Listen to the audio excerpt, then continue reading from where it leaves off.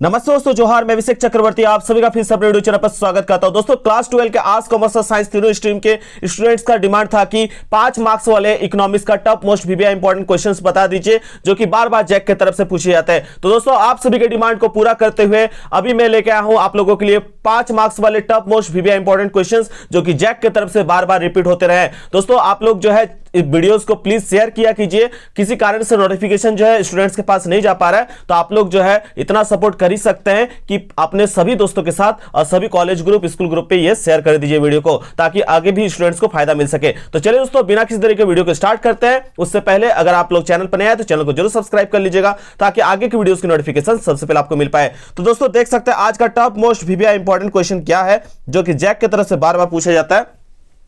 क्या बोला गया? व्यावसायिक बैंक और केंद्रीय बैंक में अंतर स्पष्ट करें। Explain the difference between commercial bank and central bank. ठीक है, तो देखिए, जब भी आगे आप लोग जो अंतर करते थे ना, उसमें खाली 2 कॉलम आप लोग बना देते थे क्लास 10 तक में। जैसे यहां किसी का भी अंतर करने बोला तो आप एक तरफ लिख देते थे केंद्रीय बैंक, दूसरे तरफ व्यापारिक बैंक। लेकिन अब जो फॉर्मेट हो गया, आप लोग क्लास 12 के स्टूडेंट है, आगे ग्रेजुएशन भी कीजिएगा और आगे हायर क्लासेस पे जाइएगा, तो अब जो फॉर्मेट है वो चेंज हो चुका है। अब हमेशा जो बनाने का जो प्रोसेस होता है, किसी भी चीज का अंतर करते हैं, वो 3 कॉलम पे करते हैं। पहला वाला जो कॉलम रहता है ऑन द बेसिस ऑफ, यानी अंतर का आधार रहता है। दूसरा वाला रहता है आपका जो 2 टॉपिक दिया गया उन दोनों का कॉलम बना दीजिएगा। जैसे यहाँ पे व्यावसायिक बैंक बोला है तो व्यावसायिक बैंक, केंद्रीय बैंक बोला है तो केंद्रीय बैंक। ठीक है, देखिए क्या लिखा हुआ है यहाँ पे, अर्थ। सबसे पहले हम लोग जब भी अंतर का आधार करते हैं तो अर्थ लिखते हैं, उन दोनों का मीनिंग लिखते हैं। पहले हम लोग हिंदी में समझेंगे, फिर इंग्लिश में समझेंगे। ठीक है, इसी चीज को पहले क्या लिखा गया, अंतर का आधार। आगे देखिए आंसर पे क्या लिखा है, यह देश का मुख्य बैंक तथा मौद्रिक संस्था है जिसे नोट निर्गमन का एकाधिकार प्राप्त है। यह देश का क्या होता है? मुख्य बैंक होता है, केंद्रीय बैंक। ठीक है, और यह मौद्रिक संस्था है जिसे नोट निर्गमन करने का एकाधिकार प्राप्त है। उसके बाद अगर व्यावसायिक बैंक का अर्थ पूछा जाए तो क्या लिखेंगे, व्यावसायिक बैंक ऐसी वित्तीय संस्था है जो लोगों से जमाई स्वीकार करते हैं तथा विभिन्न कार्यों के लिए ऋण देते हैं तथा अन्य विभिन्न कार्य भी करते हैं। ठीक है, इसको याद रखिएगा। इसका काम क्या है? लोगों से जमा स्वीकार करना। ठीक है, और जरूरतमंदों को ऋण प्रदान करने का काम है किसका? व्यावसायिक बैंक का। ठीक है, यानी उसी को व्यापारिक बैंक कहते हैं। घुमा के आपको व्यावसायिक बैंक भी दिया जा सकता है, लेकिन इंग्लिश में हम लोग जो है इसको कॉमर्शियल बैंक ही कहते हैं। ठीक है, याद रखिएगा। और ये जो है केंद्रीय बैंक, उसको सेंट्रल बैंक कहते हैं। चलिए आगे देखिए, अर्थ हो चुका है। अब अर्थ के बाद हम लोग लिखेंगे संख्या। देखिए, हमारे देश में जो होता है, एक देश में जो है, आप याद रखिएगा, केवल एक ही केंद्रीय बैंक है। एक देश में कितना होता है केंद्रीय बैंक? केवल एक ही होता है। और व्यापारिक बैंक, एक देश में बहुत सारा जो है आपका व्यावसायिक बैंक होता है, याद रखिएगा। जैसे आपका स्टेट बैंक हो गया, यूको बैंक हो गया, ठीक है, जितने भी HDFC हो गया, ICICI बैंक हो गया, ये सब क्या है? व्यावसायिक बैंक है। तो एक देश में बहुत सारा व्यावसायिक बैंक होता है, लेकिन केंद्रीय बैंक केवल एक ही होता है। और हमारे देश का केंद्रीय बैंक तो आप जानते हैं क्या है, आगे देखिए लिखा हुआ है। उसके बाद संख्या के बाद क्या लिखेंगे? अधिनियम। देखिए, हमारे देश में केवल एक ही केंद्रीय बैंक है, वो कौन है? भारतीय रिजर्व बैंक। ठीक है, और ये किस अधिनियम के तहत आया था? भारतीय रिजर्व बैंक अधिनियम 1934 के तहत, 1934 के तहत। और केंद्रीय, अगर व्यावसायिक बैंक का बात करें तो व्यावसायिक बैंक जो है बैंकिंग रेगुलेशन एक्ट के तहत 1949 में ये आया था, याद रखिएगा। अधिनियम दोनों का याद कर लीजिएगा, इंपॉर्टेंट है।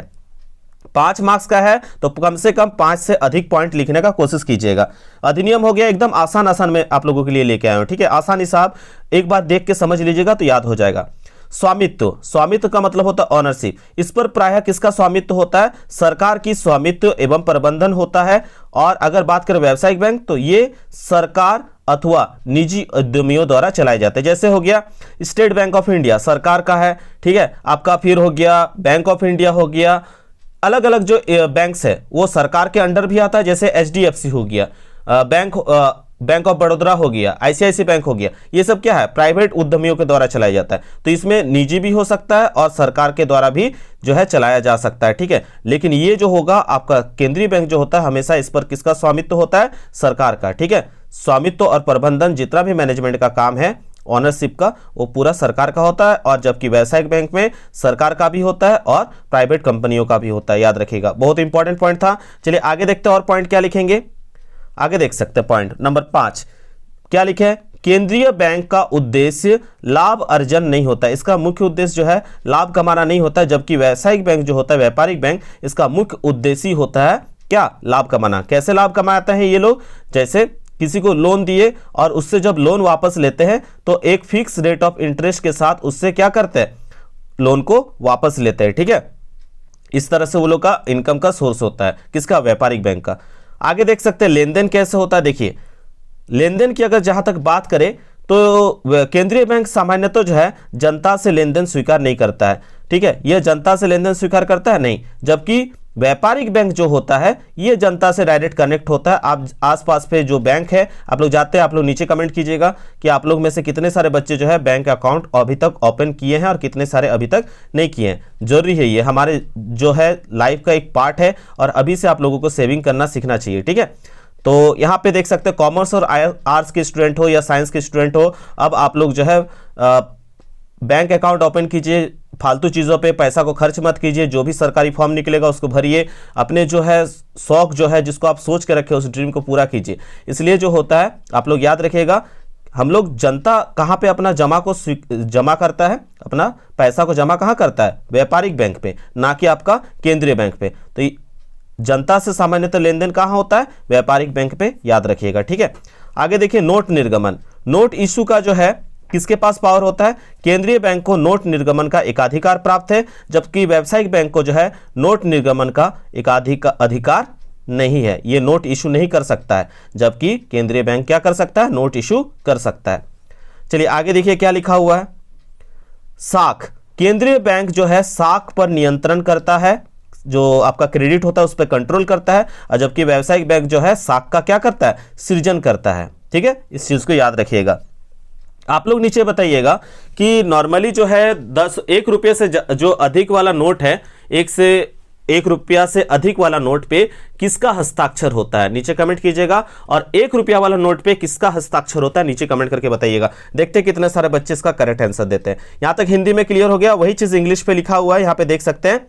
यहाँ पे बेसिस लिख देंगे, central bank, commercial bank, meaning it is man bank and monetary institution of the country from which it has the monopoly note issue, ठीक है। और कॉमर्शियल बैंक में क्या लिखेंगे, commercial bank is such a financial institution that accept deposit from the people and gives loans various purposes and also perform various other functions, ठीक है। Number तो बता दिए थे, सेंट्रल बैंक एक ही होता है, और जबकि कॉमर्शियल बैंक जो होता है एक देश में बहुत सारा हो सकता है, ठीक है, मैनी। एक्ट बता चुके थे, ये जो है reserve bank of India act 1934, और बैंकिंग कॉमर्शियल बैंक के लिए बैंकिंग रेगुलेशन एक्ट जो है 1949। ऑनरशिप का बात किए थे, ऑनरशिप में स्वामित्व का बात किए थे, ये जो है ऑन्ड या मैनेज किसके द्वारा किया जाता है, सरकार के द्वारा, और ये प्राइवेट और आपका गवर्नमेंट दोनों के द्वारा या इंटरप्रेन्योर्स के द्वारा किया जाता है, ठीक है, याद रखिएगा इसको, किसका, कॉमर्शियल बैंक का। ऑब्जेक्टिव बता दिए, इसका उद्देश्य क्या होता है, इसका ऑब्जेक्टिव लाभ कमाना नहीं होता है, जबकि कॉमर्शियल बैंक का जो है ऑब्जेक्टिव लाभ कमाना होता है, अर्न प्रॉफिट करना होता है, ठीक है।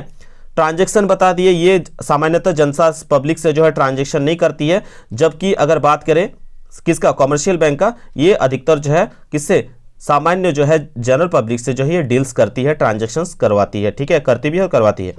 नोट इशू का बात करें तो नोट इशू जो है सेंट्रल बैंक करता है, और जबकि कॉमर्शियल बैंक जो है नोट इशू करने का इसके पास पावर नहीं है। क्रेडिट का बात करें तो इसका काम है क्रेडिट को कंट्रोल करना, इसका काम है क्रेडिट को क्रिएट करने का, ठीक है, याद रखिएगा। ये टॉप मोस्ट इंपॉर्टेंट पॉइंट्स था, आप लोग कम से कम 6 से 7 पॉइंट लिखना था, मैंने 8 पॉइंट बता दिया 5 मार्क्स के लिए। आप लोग चाहे तो 8 का 8 पॉइंट लिख सकते हैं, बिल्कुल आसान है, एक बार देख के याद हो जाएगा, ठीक है। चलिए कितने सारे बच्चे ने जो है जितना मैंने इकोनॉमिक्स में बताया था वीडियोस को प्लेलिस्ट में देख लिया है, नीचे कमेंट करके बताइएगा। इस बार बच्चे अभी तक सोए हुए हैं, पता नहीं अगले बार जो है स्टूडेंट्स इतना अच्छा से देख रहे थे, रिप्लाई दे रहे थे, कमेंट कर रहे थे कि सर हाँ सर समझ में आ रहा है, हम लोग अच्छे से तैयारी कर रहे हैं। अपना हौसला को बनाए रखिए, थकना नहीं है, जब तक एग्जाम में आप लोग अच्छा स्कोर नहीं कीजिएगा तब तक थकना नहीं है। इसके बाद तो आप लोगों का बहुत बड़ा बड़ा काम आप लोग को मिलने वाला है, ठीक है, तो आप लोग बड़े बड़े इंस्टीट्यूशंस पे जाएंगे, अभी थकने से कैसे होगा, थकना नहीं है, ठीक है, जब तक आप जो है अच्छा स्कोर नहीं करते तब तक थकना नहीं है। चलिए आगे के और कुछ इंपॉर्टेंट क्वेश्चंस को देख लेते हैं। तो दोस्तों देख सकते हैं आगे क्या क्वेश्चन दिया गया है किसी वस्तु की मांग को प्रभावित करने वाले कारकों की व्याख्या कीजिए। Explain the factors affecting demand for a goods. ठीक है, तो देखिए मांग को प्रभावित करने वाले जो कारक है, इसका मैंने आप लोगों को सब ऑब्जेक्टिव में भी बताया था, यहाँ सब्जेक्टिव में भी ये 5 मार्क्स और 3 मार्क्स दोनों में पूछा जाता है। तो याद रखिएगा मांग को प्रभावित करने वाले कारक क्या है। पहला है मैंने बताया था कीमत, प्राइस जो होगा पहला हो जाएगा, मांग के जो है उसको प्रभावित करने वाला कारक है। कीमत किसी वस्तु की मांग को काफी हद तक निर्धारित करती है। जब किसी उत्पाद की कीमत कम होती है तो उपभोक्ता बड़ी मात्रा में उत्पाद खरीदना पसंद करते हैं, और जब किसी उत्पाद की कीमत अधिक होती है तो वे कम मात्रा में उत्पाद खरीदते हैं। ये मांग का नियम में भी मैंने बताया था, है ना। आगे देखिए क्या लिखा हुआ है, आय, इनकम।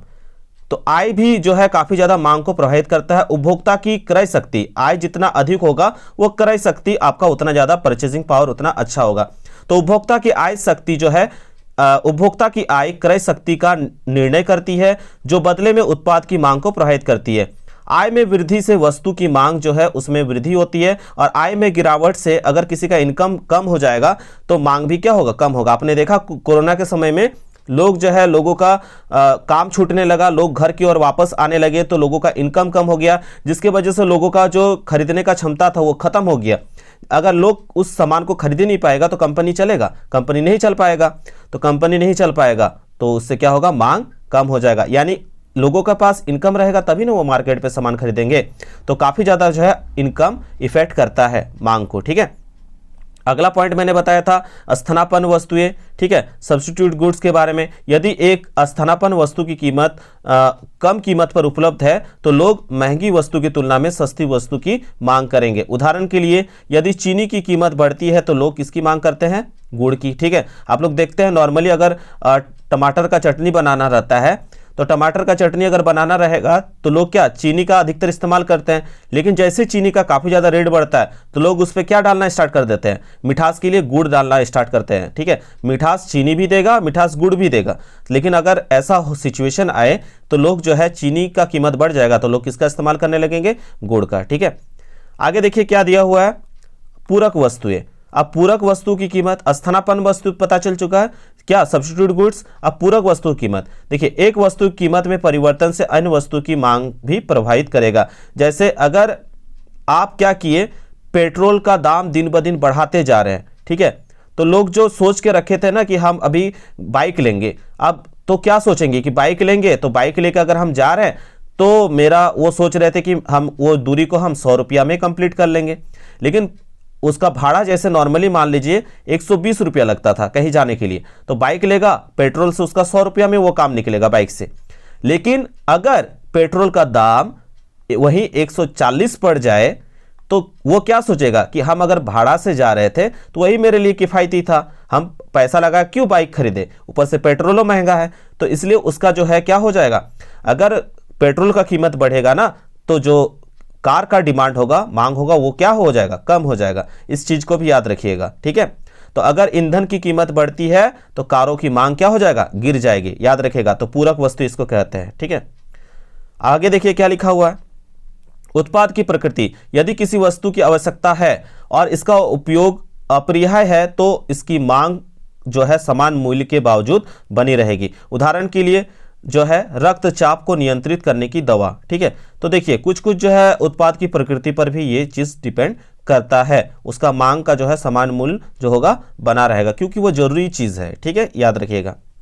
6 नंबर पॉइंट, कम से कम 7-8 पॉइंट याद कर लीजिएगा। जनसंख्या का आकार, मैंने सुबह को ही बताया था आप लोगों को ऑब्जेक्टिव वाले वीडियो पे कि जनसंख्या का आकार जितना ज्यादा बड़ा होगा उतना ज्यादा डिमांड बढ़ेगा, जनसंख्या घटेगा तो उतना ज्यादा मांग भी क्या हो जाएगा, कम हो जाएगा। यानी पॉपुलेशन काफी ज्यादा इफेक्ट करता है। भविष्य की कीमतों के बारे में उम्मीदें।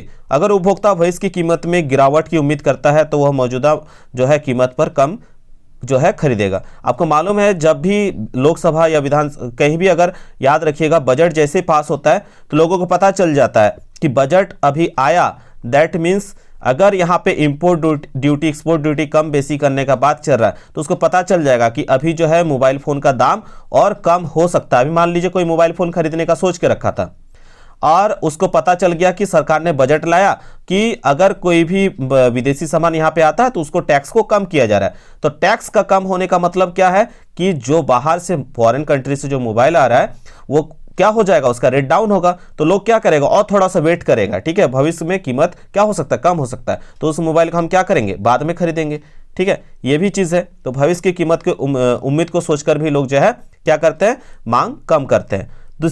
और सबसे इंपॉर्टेंट है विज्ञापन। आज के समय में लोग देखा देखी में सामान खरीदते हैं, तो विज्ञापन बिक्री संवर्धन योजना काफ़ी प्रभावशाली है और बिक्री कौशल से उपभोक्ता को प्राथमिकता में बदल जाता है। कई उत्पाद की मांगें बढ़ जाती है। उदाहरण के लिए सौंदर्य प्रसाधन जो ब्यूटी प्रोडक्ट्स होता है, देखा देखी में लोग खरीदते हैं। टूथब्रश हो गया, लोग देखा देखी में जो है कहीं गए, आप नॉर्मल टूथब्रश यूज़ करते थे, किसी के घर गए, मेहमान के घर, वहाँ पे उस टूथब्रश को टूथपेस्ट को आप यूज़ किए और यूज़ करने के बाद उससे आपको और अच्छा लगा, ठीक है, तो आप क्या कीजिए, घर आके जो अपना टूथपेस्ट था उसको आप चेंज कर दीजिएगा। तो विज्ञापन को देख के भी आपका क्या होता है, प्रभाव में आते हैं। अब लोगों का हम क्या बोले, देखिए अभी टूथपेस्ट का एग्जाम्पल में बता दिए, लोगों का स्वाद बदल गया। आपका जो है जैसे आपका स्वाद बदला तो आप अपना आदत को बदलिएगा। फिर आपका हो सके तो आप अपने दोस्त के साथ जहां रहते हैं, खान पान करते हैं, उसके हिसाब से अपने आप को फैशन में भी ढाल लेते हैं, ठीक है। तो उपभोक्ता के पसंद और आदत भी किसी वस्तु की मांग को क्या करता है, काफ़ी प्रभावित करता है। ये याद रख लीजिएगा, ठीक है। टोटल मैंने 9 पॉइंट्स बताया, इसमें से अगर आप 7 पॉइंट भी लिखते हैं तो 5 मार्क्स आपको मिल जाएगा। जरूरी नहीं है कि 5 मार्क्स में ही आए, 3 मार्क्स में आए, किसी भी क्वेश्चन में आपको पूछा जा सकता है, ठीक है। इसके अन्य कारक भी है, इसको भी याद कर लीजिएगा। 10 पॉइंट लिखने का मन हुआ, जलवायु की स्थिति, प्रौद्योगिकी में परिवर्तन, सरकार का नीति, ठीक है, रीति रिवाज और परंपराएं, ये सभी चीज़ भी है, मांग को क्या करती है, प्रभावित करती है। चलिए, इसका इंग्लिश पे लिखा हुआ है, मैंने जो हिंदी पे समझा है वही इंग्लिश पे भी लिखा हुआ है। फैक्टर्स ऑफ डिमांड क्या होगा, पहला प्राइस है, दूसरा लोगों का इनकम जो होगा, बढ़ना घटना भी डिमांड को क्या करता है, अफेक्ट करता है, इसका स्क्रीनशॉट ले लीजिएगा। तीसरा जो है प्राइस ऑफ सब्स्टिट्यूट गुड्स के बारे में मैंने समझा दिया आप लोगों को, ठीक है, कि लोग जो है शुगर का अगर प्राइस बढ़ जाएगा तो लोग जो है गुड़ का इस्तेमाल करेंगे। गुड़ को क्या कहते हैं, जगरी, ठीक है, याद रखिएगा। अब क्या बोला है, प्राइस ऑफ कॉम्प्लीमेंट्री गुड्स, ठीक है, पेट्रोल का जो है अगर प्राइस बढ़ जाएगा तो लोग कार और बाइक खरीदना क्या कर देंगे, कम कर देंगे, क्योंकि जानते हैं कि उसका डिमांड, उसका खर्चा मेरे जो है दैनिक खर्चे से ज़्यादा हो जा रहा है, तो नॉर्मली वो जैसे थे वैसे ही अपना रहना पसंद करेंगे। नेचर ऑफ प्रोडक्ट, ठीक है, प्रोडक्ट की नेचर कैसा है उस पर भी डिपेंड करता है डिमांड। आगे बताया आप लोगों को क्या, साइज ऑफ पॉपुलेशन, किस जगह का जनसंख्या अगर बढ़ेगा, पॉपुलेशन बढ़ेगा तो वहाँ का डिमांड बढ़ा देगा, पॉपुलेशन कम होगा तो वहाँ का डिमांड को कम कर देगा, ठीक है। उसके बाद अबाउट द फ्यूचर प्राइसेस, आगे भविष्य की चिंता में भी जो है लोग क्या करते हैं, अभी दाम घटेगा सोच के उस सामान को टाल देते हैं। तो acceptation about the future prices को लेकर भी जो है मांग प्रभावित होता है, ठीक है। एडवर्टाइजमेंट काफ़ी ज़्यादा इंपैक्ट डालता है, आप अच्छे से जानते हैं। लोगों का टेस्ट, हैबिट्स और फैशन भी मांग को जो है अफेक्ट करता है, ठीक है। तो ये 9 पॉइंट्स था और 10 पॉइंट मैंने बता दिया था। 10वां पॉइंट में क्या, क्लाइमेटिकल कंडीशन भी कहीं का बात करता है, चेंजेस इन टेक्नोलॉजी भी, गवर्नमेंट का पॉलिसी और कस्टम्स एंड ट्रेडिशन, ये सभी चीज़ें जो है मांग को अफेक्ट करती है, याद रखिएगा। और एक इंपॉर्टेंट क्वेश्चन यहाँ पे देख सकते हैं, अल्पकालीन उत्पादन फलन और दीर्घकालीन उत्पादन फलन में अंतर स्पष्ट कीजिए, ये पूछा जाता है। Differentiate between short run production function and long run production function, तो याद रखिएगा इसका अंतर का आधार लिखा हुआ है। अर्थ समझिए कि यह जो होता है अल्पकालीन उत्पादन फलन जो होता है, यह थोड़े समय के लिए किसी वस्तु के इनपुट और आउटपुट के बीच जो है कार्यात्मक संबंध को परिभाषित करता है। यह जो है लंबी अवधि के लिए किसी वस्तु के इनपुट और आउटपुट के कार्यात्मक संबंध को परिभाषित करता है। आगे देखिए क्या लिखा है, रूप में जाना, ये किस रूप में और जाना जाता है, इसे परिवर्तनीय अनुपात के प्रकार के उत्पादन फलन के रूप में भी जाना जाता है और इसे निश्चित अनुपात के प्रकार के उत्पादन फलन के रूप में भी जाना जाता है, ठीक है। आगे देखिए श्रम पूंजी अनुपात, ठीक है, तीसरा पॉइंट, इसमें उत्पादन के परिवर्तन के साथ पूंजी श्रम अनुपात में भी परिवर्तन होता है, जबकि दीर्घकाल में क्या होता है, इसमें आउटपुट में बदलाव के साथ साथ पूंजी श्रम अनुपात में बदलाव नहीं होता है, नहीं बदलता। ये इससे संबंधित कानून क्या है, एक कारक के प्रतिफल का नियम जो है इस फलन के लिए लागू होता है और पैमाने के प्रतिफल का नियम में जो है इस फलन में जो है पैमाने के प्रतिफल का नियम जो होगा इस फलन के लिए लागू होता है। तो याद रखिएगा ये दोनों रूल, ठीक है। इसके लिए क्या रूल्स है, चलिए आगे देखते हैं।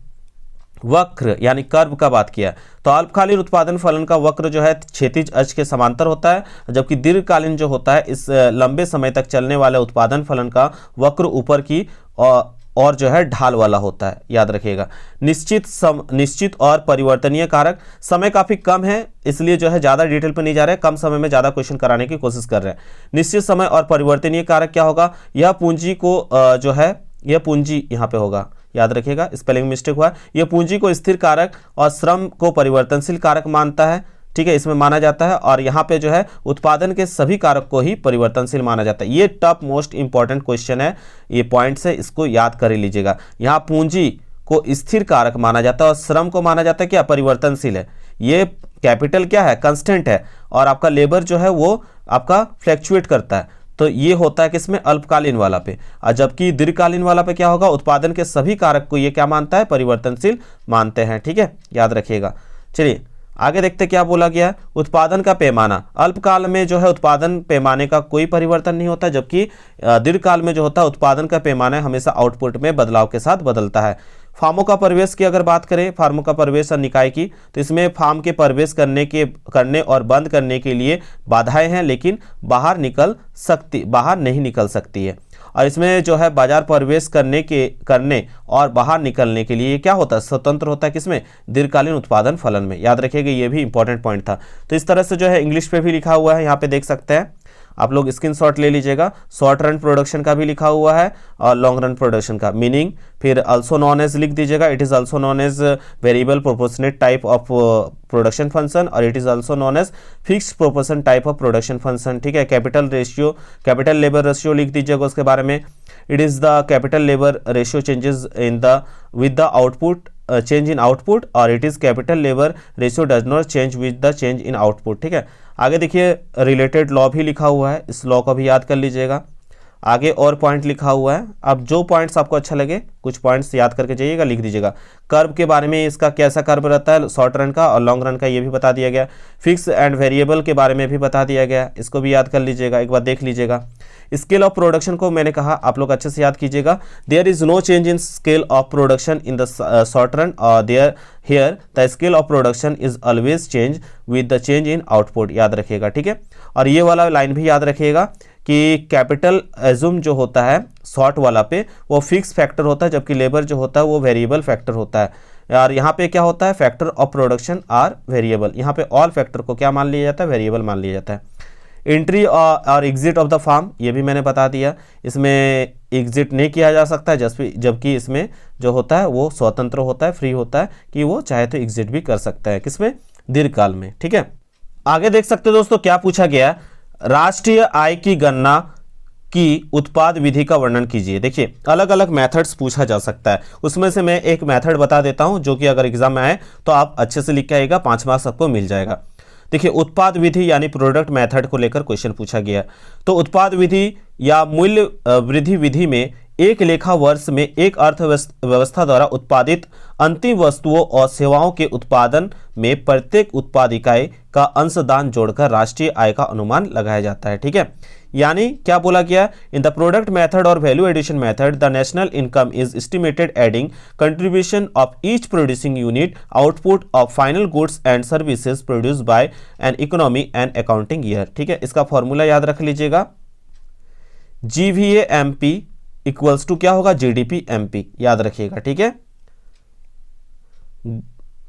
उसके बाद इसका सम्मिलित चरण क्या दिया हुआ है, इसको भी याद कर लीजिएगा, 5 मार्क्स के लिए है, तो आपको कुछ स्टेप्स भी लिखना होगा। मूल्य वृद्धि विधि के द्वारा जो है राष्ट्रीय आय की गणना के लिए निम्नलिखित चरण है।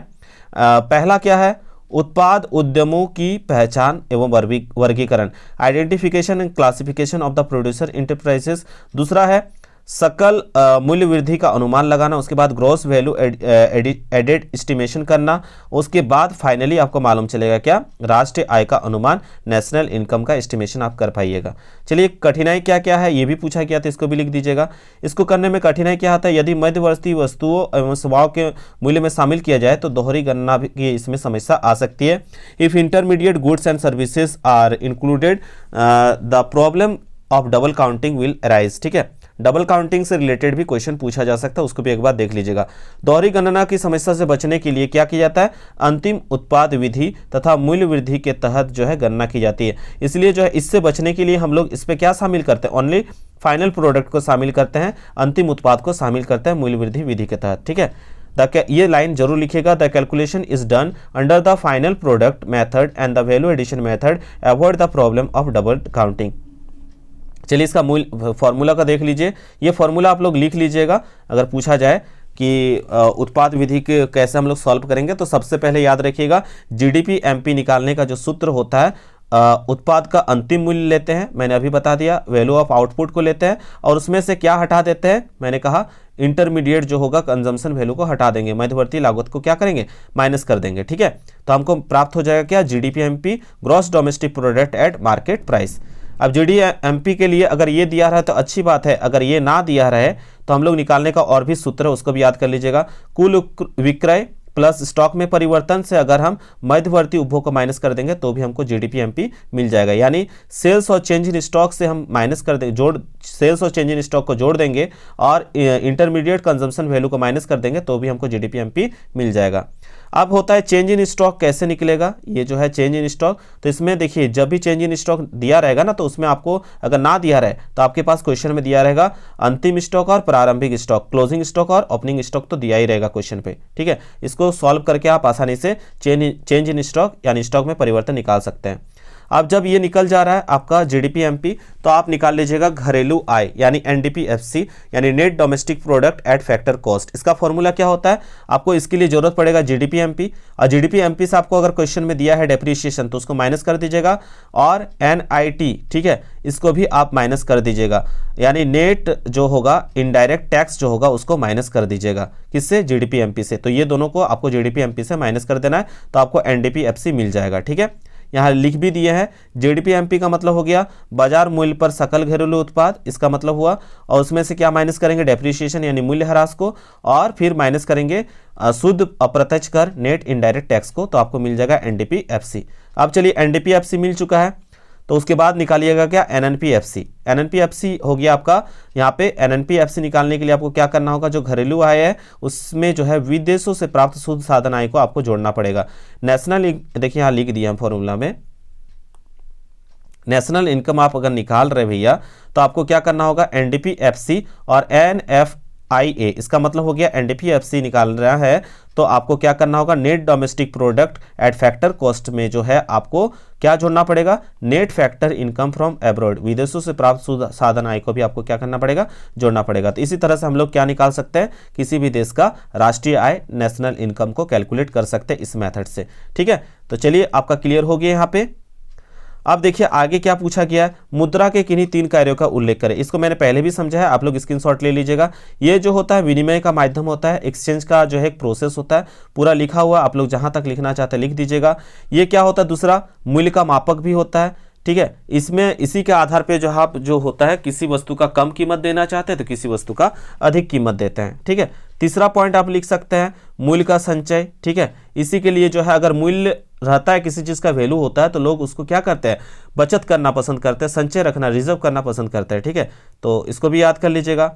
ये क्या है, भावी भुगतान का आधार है। लोग संचय किस लिए करते हैं, ताकि हम अभी जमा करके रखते हैं और बाकी समय में अगर जरूरत पड़ेगा तो लोगों को पे करने के लिए, भुगतान करने के समय ये क्या आएगा, काम आएगा। ठीक है, तो ये फंक्शंस था कुछ मनी का, उसको इंग्लिश पे भी लिखा गया है, money act as a medium of exchange, इसको एक बार पढ़ लीजिएगा। ठीक है, उसके बाद देखिए दूसरा क्या है, ये क्या होता है, यूनिट ऑफ वैल्यू होता है।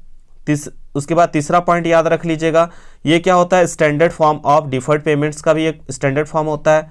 चलिए यहाँ तक हो गया। अब आगे देखते हैं, समग्र मांग के घटक को लिखिए। तो समग्र मांग के घटक के बारे में आज सुबह को हम लोग डिस्कस किए थे कि components of AD, aggregate demand, क्या होता है, C plus I, aggregate demand equals to C plus I. That means C का मतलब क्या हो गया यहाँ पे, तो समग्र मांग अथवा समग्र व्यय के मुख्य घटक क्या क्या है, चलिए इसको देख लेते हैं। आपको इसको देखने के बाद क्लियर हो जाएगा।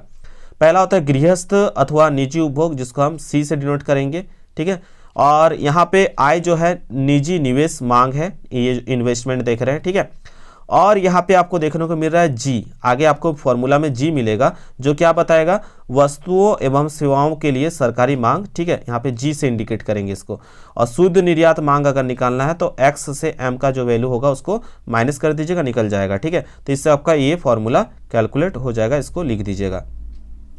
इंग्लिश मीडियम वाले देख लीजिए, इसका फॉर्मूला तो मैंने बता दिया। अब इसमें हाउस होल्ड को जो है कंजम्पशन को सी से डिनोट करेंगे, प्राइवेट इन्वेस्टमेंट को, डिमांड को आई से डिनोट करेंगे, government demand for goods and service को जी से डिनोट करेंगे, और नेट एक्सपोर्ट डिमांड को जो हम लोग यहाँ पे एक्स माइनस एम से डिनोट करेंगे। दोनों का वैल्यू को माइनस कर दीजिएगा तो पता चल जाएगा।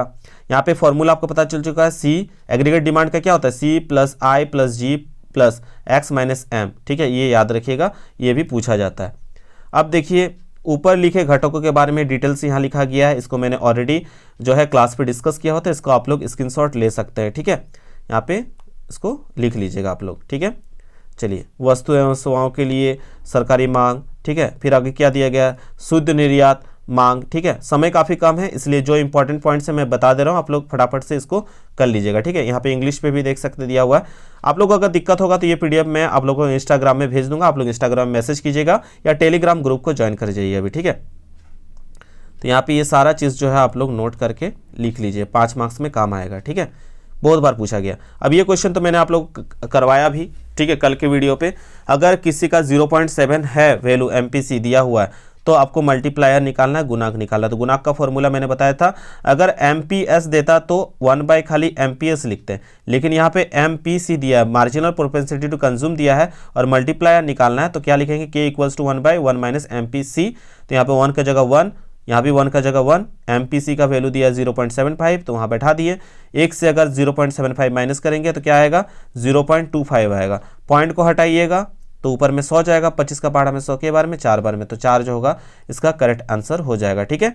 तो इस तरह से हम लोगों ने जितना भी अभी तक था कम समय के अंतर जो मुझे लगा इंपॉर्टेंट आप लोगों को बता देना चाहिए, शेयर करना चाहिए, ठीक है, तो इसलिए मैंने शेयर कर दिया। आशा करते हैं आप लोगों को ये वीडियो पसंद आया, अगर पसंद आए तो बिल्कुल लाइक शेयर एंड कमेंट करना ना भूलें। आप लोगों को और भी कुछ चाहिए होगा तो नीचे कमेंट कीजिएगा, मैं और भी वीडियोस जो है आज रात तक में या सुबह तक में प्रोवाइड करने की कोशिश करूंगा। आशा करता हूं दोस्तों आज का वीडियो आप सबको पसंद आएगा, पसंद आए तो बिल्कुल लाइक शेयर एंड कमेंट करना ना भूलें। मिलते हैं दोस्तों एक नए वीडियो के साथ, तब तक के लिए धन्यवाद। जय हिंद, वंदे मातरम।